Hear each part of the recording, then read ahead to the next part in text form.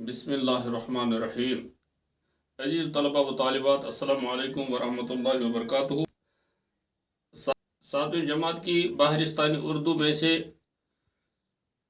सबक 3 कहानियों में से दूसरी कहानी जो कि हम आज पढ़ने जा रहे हैं। इस कहानी में कहा गया है कि एक शहर में एक बादशाह था। वो राया पर जुल्म करता था और जुल्म की वजह से वो बदनाम था। इसी शहर में एक बुजुर्ग रहते थे।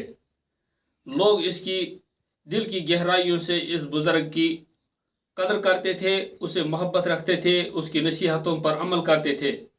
एक दिन लोगों ने इस बुजुर्ग से कहा कि आप इस जालिम बादशाह को नसीहत कीजिए, शायद कि वो आपकी बात माने, आपकी नसीहत पर अमल करे और जुल्म से बाज आ जाए। बुजुर्ग ने जवाब दिया। बुजुर्ग ने फरमाया कि नसीहत तो अच्छे लोग ही हासिल करते हैं, नसीहत तो अच्छे लोग ही कबूल करते हैं। सच कहा गया है कि बुजुर्ग ने कहा कि सच कहा गया है कि